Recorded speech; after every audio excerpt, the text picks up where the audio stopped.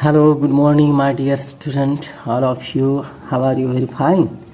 Today we are going to study English workshop of the poem 2.1 You Start Dying Slowly, written by Pablo Neruda. In this video, we are going to see each and every activity given in English workshop. तर प्रिय विद्यार्थ्यांनो, आपण आज पाहणार आहोत you start dying slowly या कवितेच्या English वर्कशॉपमधल्या प्रत्येक ॲक्टिव्हिटीला. तर पहिली ॲक्टिव्हिटी आहे read the different message in the poem given below, choose the one that suits this poem best. तर यामध्ये सांगितलं आहे की या कवितेमध्ये जेवढे काही 5 मॅसेजेस दिलेले आहेत आणि त्या 5 मॅसेजपैकी सर्वात जास्त कोणतं मॅसेज या पोएमला सूट होते तर ते आपल्याला बघायचं आहे. तर यापैकी जे सी आहे, be your self and do what your heart tells you.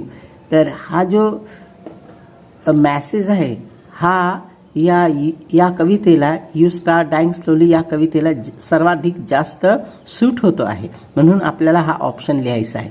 आता नेक्स्ट ॲक्टिव्हिटीवर येऊया.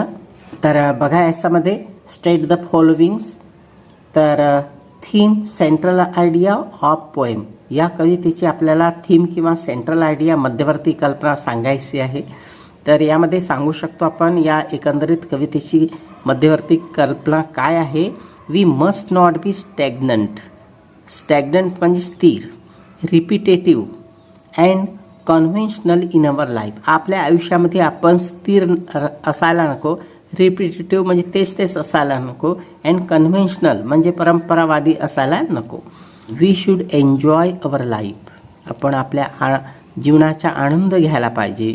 We should passion and follow dreams. We should have passion. आपल्यामध्ये आपल्या कोणत्या तरी अशा तीव्र इच्छा भावना असायलाच पाहिजे. And follow dreams. आणि आपण आपल्या ड्रीम्सचा पाठलाग करायला पाहिजे. आपण स्वप्नपूर्तीसाठी प्रयत्न करायला पाहिजे. We should make our life worthy. आणि आपण आपलं जीवन एक योग्य असं सार्थक जीवन करायला पाहिजे.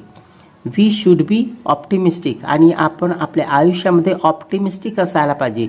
ऑप्टिमिस्टिक म्हणजे आशावादी असायला पाहिजे. We should take risk for our dream. आपण जे काही स्वप्न बघितलं आहे आपल्या आयुष्यामध्ये तर त्या स्वप्नाला पूर्ण करण्यासाठी, साकार करण्यासाठी रिस्क म्हणजे जोखीम पत्करायची तयारी ठेवायला पाहिजे. We should follow our heart.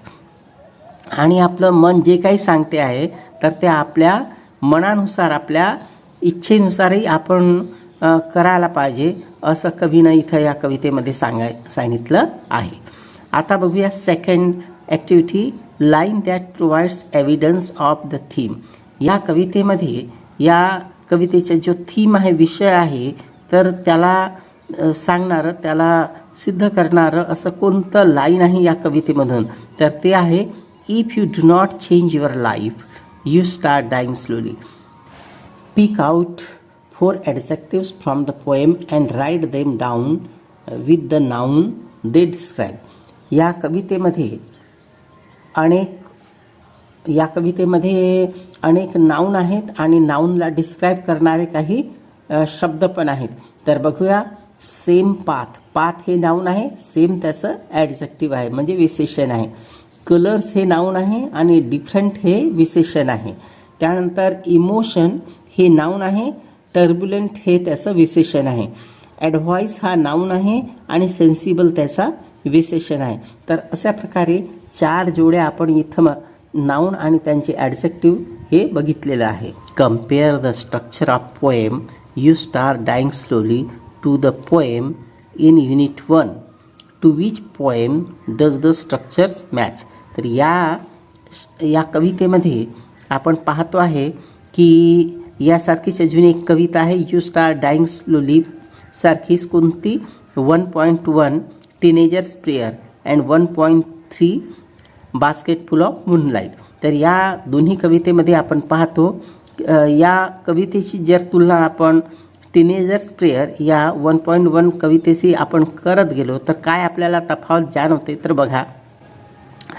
Rhymes या कवितेमध्ये टीनेजर्स प्रेयरमध्ये राईम्स आहेत, पण या कवितेमध्ये यू स्टार्ट डाईंग स्लोलीमध्ये ही कविता फ्री वर्समध्ये लिहिली आहे, म्हणजेच याच्यामध्ये no rhymes. In this poem there is no rhymes. Then teenagers प्रेयरमध्ये नॅरेटिव्ह पोएम आहे ती, आणि in that poem poet means teenager is addressing to God. त्या कवितेमध्ये एक टीनेजरनी गॉडला उद्देशून म्हटलेलं आहे. तर ही कविता कशी आहे? This poem is didactic poem. This poem imparts advice. या कवितेमध्ये इम्पार्ट मीन्स देणे. या कवितेमध्ये काही सल्ला किंवा उपदेश दिलेला आहे. आता बघूया नेक्स्ट पॉईंट. टीनेजर्स प्रेयरमध्ये काय दिलेलं आहे की in that poem 4 lines in each stanza. Teenagers प्रेयरमध्ये प्रत्येक स्टँजामध्ये 4 ओळी आहेत.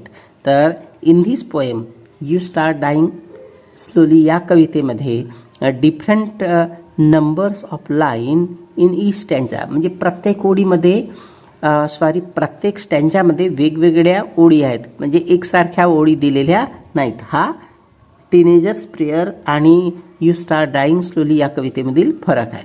त्याच्यानंतर पहा डिफरंट फिगर ऑफ स्पीच. या कवितेमध्ये लिटोटस किंवा टिटोलॉजी किंवा हायपरबोल, मेटाफोर यासारखे फिगर ऑफ स्पीच आहेत. तर त्या कवितेमध्ये आपल्याला पर्सॉनिफिकेशन, त्याच्यानंतर ॲलिट्रेशन अशासारखे फिगर ऑफ स्पीच होते. Then let us see next activity. What expression is repeated in this poem. या कवितेमध्ये कोणतं एक्सप्रेशन जो आहे, कोणतं वाक्य रचना जी आहे वारंवार वापरलेली आहे, हाऊ मेनी टाइम्स, आणि त्याचा कितीदा वापर झालेला आहे, आणि why do you think the poet emphasis it, आणि कवीला कोणत्या गोष्टीवर जोर द्यायचा आहे. तर बघूया. यू स्टार्ट डाईंग स्लोली हे जे वाक्यांश आहे तर हे अनेकदा रिपीट झालेलं आहे. कितीदा रिपीट झाला आहे तर इट इज रिपीटेड 4 टाइम्स. हा 4 वेळेस रिपीट झाला आहे. देन आता याचा म्हटलं आहे why do you think poet emphasis it. कवीने याच्यावर का जोर दिला आहे तर आपण म्हणू शकतो की I think poet wants to remind us. कदाचित कवी आपल्याला हे रिमाइंड करू इच्छित असेल, आपल्याला ही याची आठवण करून देत असेल की लाईफ इज प्रिशियस. जीवन हे कसं आहे? मूल्यवान आहे. We should live it with pleasure, आणि आपण याला अतिशय आनंदाने जीवन जगायला पाहिजे. अशा पद्धतीचं मॅसेज कवी आपल्याला सांगत असावं. Write the opposites of the following in the form of advice using different words and phrases. तर कवीने या कवितेमध्ये वेगवेगळ्या परस्पर विरोधी अशा गोष्टींचं वर्णन केलेलं आहे. हा स्पीच लिटोटस आहे. आता बघा. You do not travel, you should travel as much as you can. कवी काय म्हणत आहे पहिल्याच ओळीमध्ये? You do not travel. तर कवीला हे सांगायचं नाही की तुम्ही प्रवास करू नका म्हणून. कवीला असं सांगायचं आहे की यू शूड ट्रॅव्हल, तुम्ही प्रवास करायला पाहिजे as much as you can, म्हणजे तुमच्यानं शक्य होईल तितकं तुम्ही प्रवास करायला पाहिजे. You do not appreciate your self. कवीला असं नाही सांगायचं आहे की तुम्ही स्वतःचं कौतुक करू नका, उलट असं सांगायचं आहे की you should appreciate your self, म्हणजे तुम्ही स्वतःचं कौतुक करा असंच कवीला सांगायचं आहे. त्याच्यानंतर you kill your self esteem, स्वतःच्या आत्मसन्मानाला तुम्ही मारून घ्या असं कवीला सांगायचं नाही. तर कवीला सांगायचं you should keep up your self esteem, तुम्ही स्वतःच्या स्वाभिमानाला, आत्मगौरवाला साबूत ठेवायला पाहिजे असं कवीला सांगायचं आहे. You become a slave of habit, सवयीचे तुम्ही गुलाम व्हायला पाहिजे असं कवीला सांगायचं नाही. तर कवीला सांगायचं आहे की you should not slave of your habit, आपण आपल्या सवयीचे गुलाम होऊ नका असं कवी सांगत आहे. You refuse to speak to stranger, अपरिचित व्यक्तीशी, अनोळख्या व्यक्तीशी तुम्ही बोलू नका असं कवीला सांगायचं आहे. तर कवीला काय सांगायचं आहे की you should speak to stranger, अपरिचित अनोळखी व्यक्तींशी सुद्धा तुम्ही बोलायला पाहिजे असं कवीला सांगायचं आहे. You do not change your life, तुम्ही आपल्या जीवनामध्ये बदल घडवून आणू नका असं कवीला नाही सांगायचं. कवीला काय सांगायचं याउलट की you should change your life. तुम्ही तुमच्या जीवनामध्ये बदल घडवून आणायला पाहिजे, बदल करायला पाहिजे असं कवीला सांगायचं आहे. आणि you refuse to take a risk. तुम्ही जोखीम पत्करायला नको असं कवी नाही सांगत आहे. तर कवी याउलट काय सांगत आहे की यू शूड टेक रिस्क. तुम्ही तुमच्या आयुष्यामध्ये आव्हानं स्वीकारायला पाहिजे, रिस्क घ्यायला पाहिजे असं कवी आपल्याला सूचित करत आहे. आणि म्हणूनच या कवितेमध्ये लिटोटस आहे. तर बघूया आता table. Complete the following table with the things in your life which help you to change your habit and routine. तर या टेबलमध्ये काही गोष्टी दिलेल्या आहेत आणि त्या जर आपण केल्या आपल्या आयुष्यामध्ये तर त्याचा काहीतरी फायदा आपल्याला होणार आहे. जर इफ यू ट्रॅव्हल, जर आपण ट्रॅव्हल केलं तर काय होईल? इफ आय ट्रॅव्हल आय शाल कम अक्रॉस डिफरंट थिंग्स. तर वेगवेगळ्या गोष्टी, अनेक गोष्टी सी मला जाणीव होईल. इफ आय रीड, मी अगर वाचन केलं तर आय शाल गेट इन्फॉर्मेशन, तर मला अनेक प्रकारची इन्फॉर्मेशन किंवा नॉलेज मिळेल. त्याच्यानंतर if I change my bad habits, जर मी आपल्या सवयींना चेंज केलं तर I can do anything very well, तर कोणती गोष्ट मी अधिक चांगल्या पद्धतीनं करू शकतो.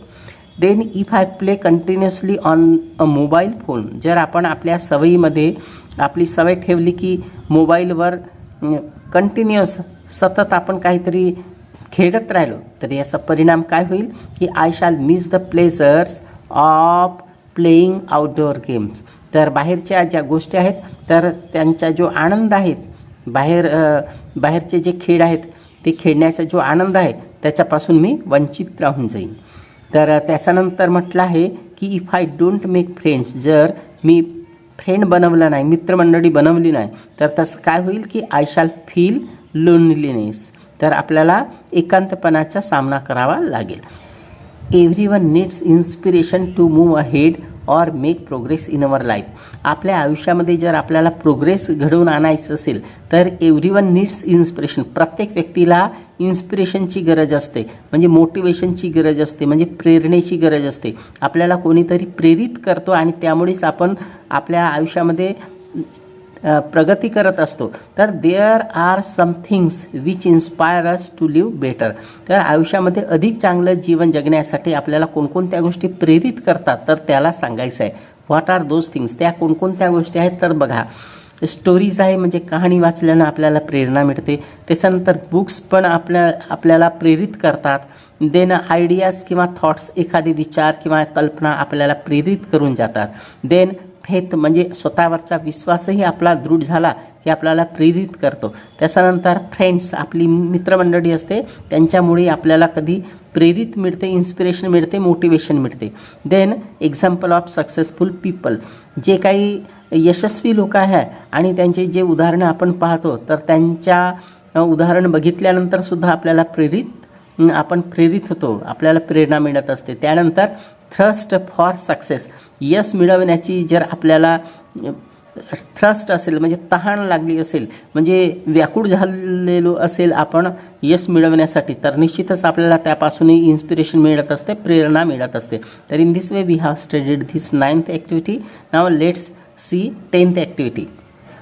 Complete the web diagram with words that go with their topic.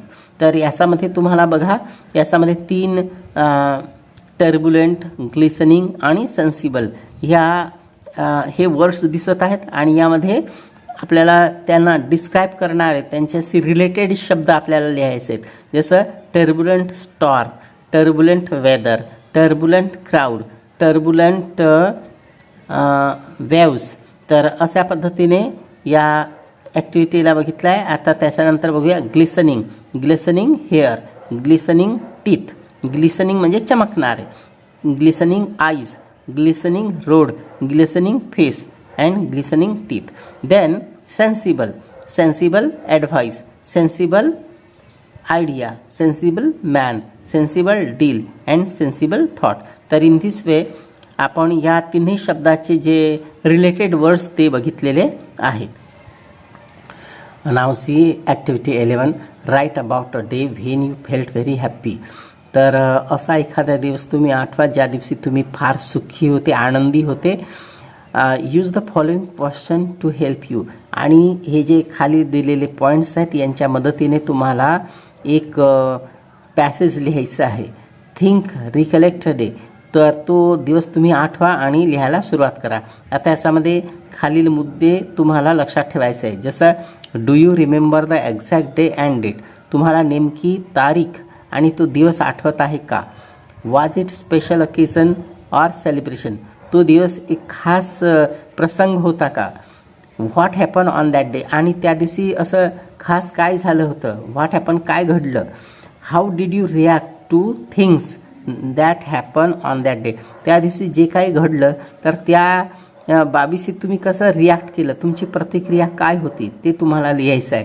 Then how did other people react. दुसऱ्या लोकांनी कशा पद्धतीने आपली प्रतिक्रिया व्यक्त केली. When they saw you you were so happy. त्या दिवशी तुम्ही अतिशय आनंदात होते तर तुम्हाला आनंदित बघून दुसऱ्या लोकांनी काय आपली प्रतिक्रिया दिली ते लिहायचं आहे. Then what did you do next.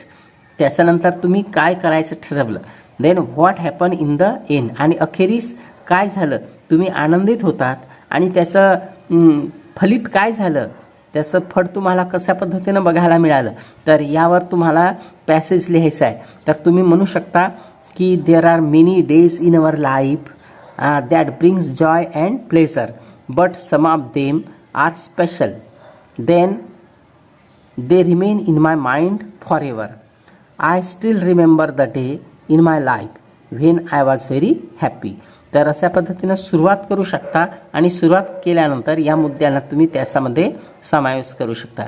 तर in this way we have studied the activities of given poem English workshop.